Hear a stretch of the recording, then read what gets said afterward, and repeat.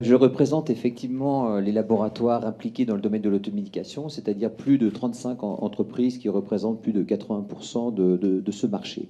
Alors l'automédication, on l'a définit, et d'ailleurs je prends la définition de l'OMS, comme un comportement qui consiste pour les individus à soigner leur maladie grâce à des médicaments autorisés, accessibles sans ordonnance, sûrs et efficaces dans les conditions d'utilisation indiquées. Et nous, on rajoute en France, avec le conseil du pharmacien, vous l'avez bien compris, nous mettons le pharmacien au centre de l'automédication. Et d'ailleurs, nous appelons aussi très souvent, et c'était d'ailleurs le titre de la fiche automédication dans le CSF, le parcours de soins pharmaceutiques ou parcours de soins officinal. L'automédication, c'est un parcours de soins. L'automédication, d'abord, c'est une activité qui est en développement continu depuis plusieurs années, donc contrairement au marché global du médicament. En 2012, l'augmentation était de 3,2%, la croissance, donc une croissance assez forte en valeur. L'automédication représente 7,6% du marché pharmaceutique, donc en valeur, hein, juste 7,6%. Donc une croissance continue, et cette croissance montre bien que l'automédication est une tendance sociologique lourde.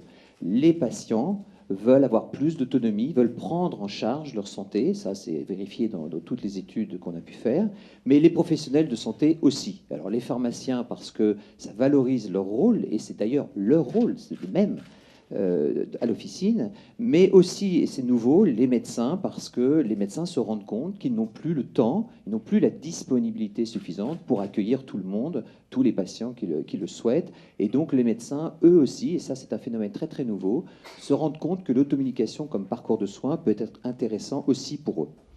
Mais ce marché de l'automédication est très en retard par rapport aux autres pays européens.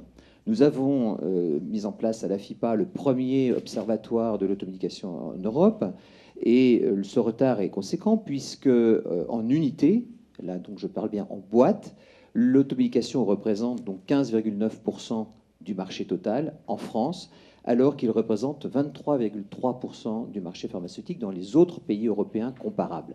Donc un gros écart en termes de développement. Nous sommes en retard. Par ailleurs, la dépense moyenne annuelle, enfin c'est lié, en France, juste pour vous donner un ordre d'idée, est de 34,50 € par an, par personne, alors que la moyenne européenne est supérieure à 39 €. Une autre donnée qui est assez intéressante, qui vient à l'encontre de beaucoup de préjugés, le prix des produits d'automédication en France est relativement faible. En tout cas, il est plus faible que la moyenne européenne, puisqu'il est de 4,50 €, alors que la moyenne européenne est à 5,20 €. Le prix du médicament d'automédication en France est inférieur au prix européen.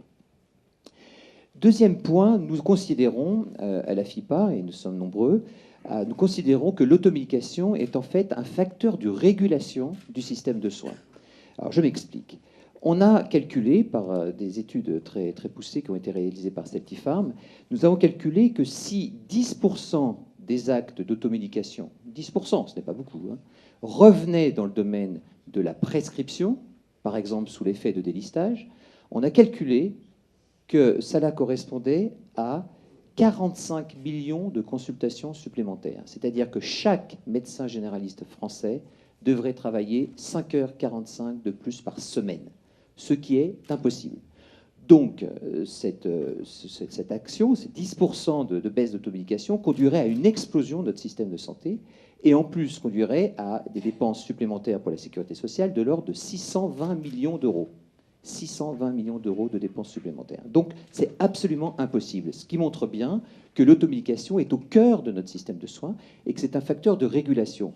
Je rajoute en plus que non seulement ça induirait ces coûts que je viens de vous citer, mais ça désorganiserait complètement les urgences, qui sont déjà, selon les urgentistes, à 108% de leur capacité. Donc ça veut dire que le système d'urgence exploserait également. Alors, on a calculé aussi ce que pourrait rapporter le développement de l'automédication. Alors, il y a différents scénarios, et Marc l'a rappelé tout à l'heure. On peut gagner assez facilement, très facilement et très vite, plusieurs centaines de millions d'euros. Donc, quand je dis gagner, c'est pour les comptes de la sécurité sociale, en développant l'automédication, et nous avons des idées bien précises sur le sujet.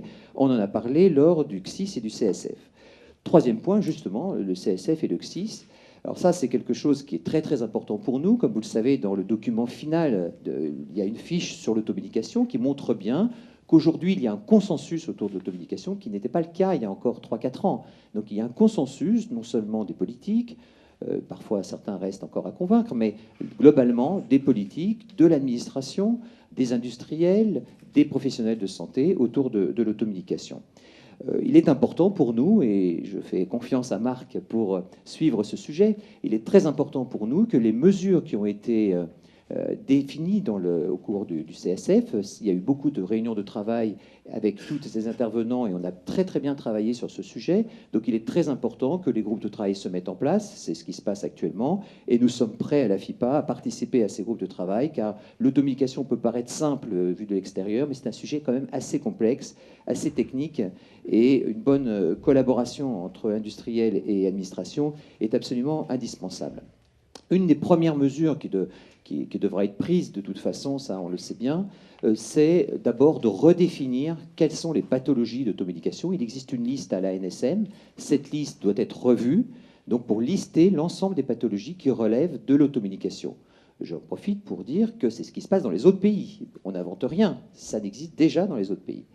Et à la suite, il faudra aussi revoir la liste des produits d'automédication, c'est-à-dire des molécules qui sont d'automédication. Et dans l'Observatoire européen, on a montré qu'il y avait environ 40 produits qui n'étaient pas des produits d'automédication en France, alors qu'ils le sont dans d'autres pays européens sans aucun problème de sécurité sanitaire. Donc, il est important également de revoir cette liste. Ce sera évidemment parmi les premières mesures, mais il y en a d'autres, comme la communication, l'information des patients. On y tient beaucoup parce que ça doit se faire par les patients et aussi la formation des professionnels de santé.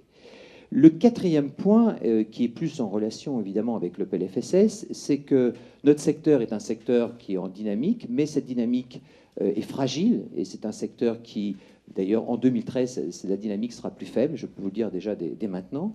Donc c'est un secteur qui quand même est fragile et nous sommes très très vigilants sur les différentes mesures qui pouvaient être prises dans le PLFSS. On a vu dans le passé que, pour des raisons peut-être d'affiches et de communication, beaucoup de mesures étaient inadéquates et n'étaient pas adaptées à l'automédication.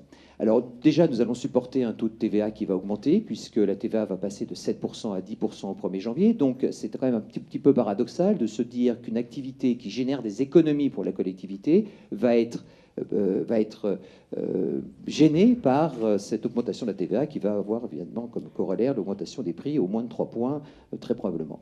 La deuxième chose aussi, c'est que nous sommes très très attentifs à toutes les mesures contraignantes concernant la communication, parce qu'il y a déjà eu des gens beaucoup d'idées, sont très très créatifs sur le sujet. Or, la communication en France est très très contraignante, très réglementée, beaucoup plus d'ailleurs que dans d'autres pays, puisque les campagnes de communication sont souvent internationales et on peut comparer l'attitude des réglementaires d'un pays à l'autre.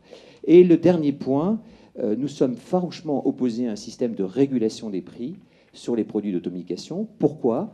Parce que les prix des produits d'automédication, je vous l'ai dit, sont moins chers qu'en Europe déjà, mais en plus, ils n'arrêtent pas de baisser depuis 2008, et donc ils baissent constamment, et les écarts de prix entre les officines baissent également. Contrairement à ce qu'on peut lire à droite ou à gauche, les écarts de prix d'une officine à l'autre baissent, et les prix des médicaments d'automédication baissent également. Donc c'est un système très concurrentiel et la concurrence joue son rôle, il n'y a pas de mystère. Les prix baissent, les écarts baissent, donc c'est exactement ce qu'il faut faire.